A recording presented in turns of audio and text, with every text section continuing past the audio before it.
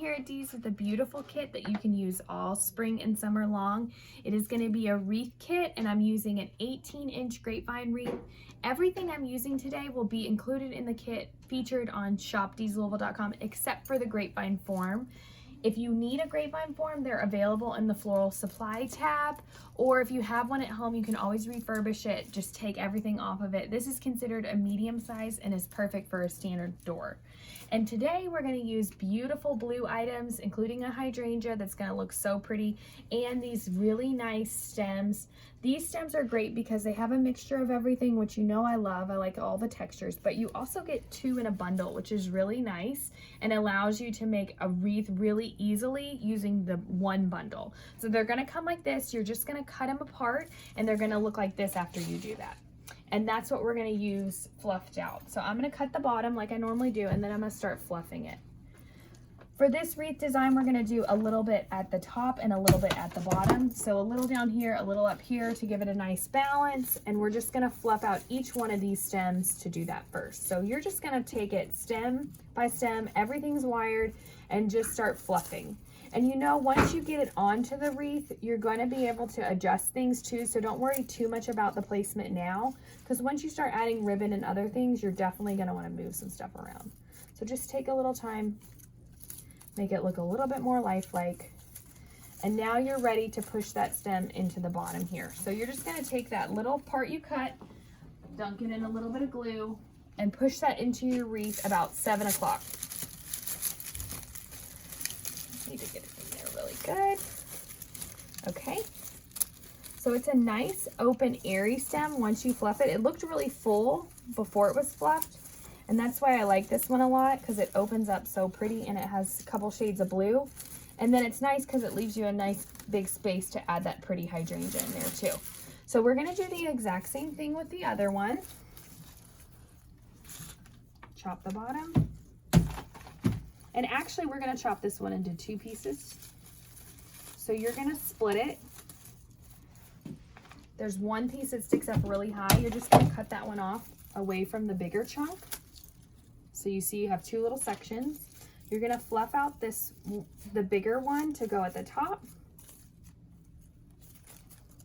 So same thing, a little bit of hot glue. You're going about 1 o'clock on this one. Push it into your grapevine. And fluff that up too. And we're gonna save that chunk that we cut off for in a little bit to add back in at the end, just to fill in. Okay, so that fern does not want to stay up. We're just gonna bend it a little bit more. Okay, so now we're ready to do our bow. So for the bow, I chose 2 really pretty ribbons. First up is this gorgeous blue plaid. It's like a soft pale blue, really nice, really good quality designer ribbon. We're gonna make a little bit bigger of a bow than we normally do. You're just gonna take a couple loops, and then we're gonna add our other ribbon, and then we're gonna do some more of the blue. So next up, we got a 1.5 inch mossy green with ivory stripe. It looks really nice with the greenery on the wreath as well. It pops this blue really nicely too. We're going to do the same thing, make a couple loops of that. Notice I did not cut the blue one like I normally do to make the longer tail, because I'm going to use it to make a couple more loops. So I've got those done. Now I'm going to go underneath, grab the blue back on top. I'm going to make a couple more loops. And then finally take the green back to the top as well, and make you a couple more loops of that. So this is actually quite a bit larger of a bow than we've done before. It takes about 2 to 2.5 yards of each ribbon, depending on how long you want your tails, to create a bow more like this one. Typically on the swag kits and the wreaths, we use about 1.5 yards. So I'm gonna leave the tails about 24 inches. Take a piece of wire and tie that off in my hand.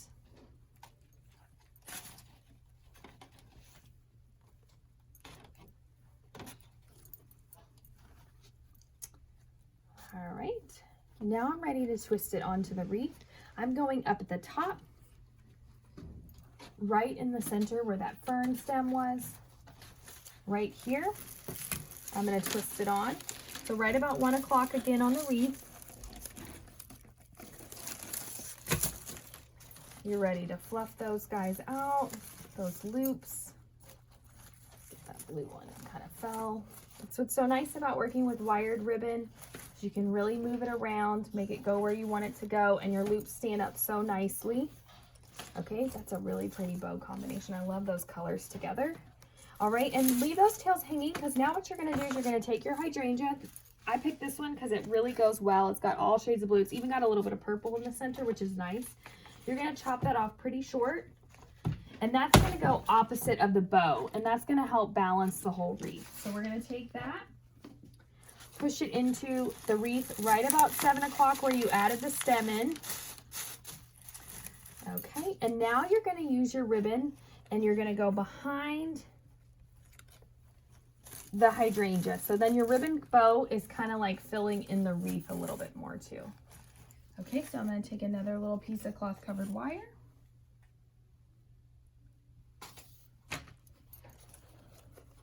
All right, and I'm going to go right behind the hydrangea with it and gather both those tails together, twist that.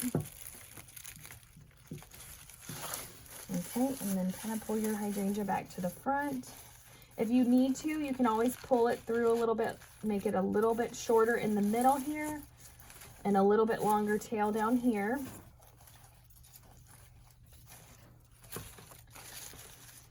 Okay.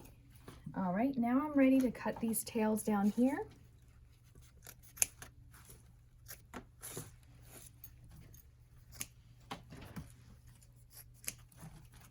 Okay, and I definitely want to bring some of this to the middle of the bow, just to make it look like we didn't stick a bow on there. Okay, and then lastly, we've got that little bit of that stem from earlier that we cut apart, and we're going to use that to fill in. So since the top got a little bit heavier with the bow, we're actually going to use it to fill in down at the bottom. And I had a little fern that had fallen off. If anything ever falls off, just save it and you can always tuck it into your wreath. This one just came off when I was cutting the stem, and that's why we never want to cut them too short, because then the whole thing will fall apart. Luckily that one I just lost one little guy. Okay, so I've got this here, and see how right there's a big kind of gap there. I want to balance the bow out for opposite with the hydrangea, and we're just going to go right behind the hydrangea with it, and it's really going to help fill it in. We don't want it to look too sparse. All right, there we go. We've got a beautiful hydrangea wreath. This one's going to be perfect for summer. Love the colors on this one. Head to shopdeeslouisville.com to grab yourself a kit today.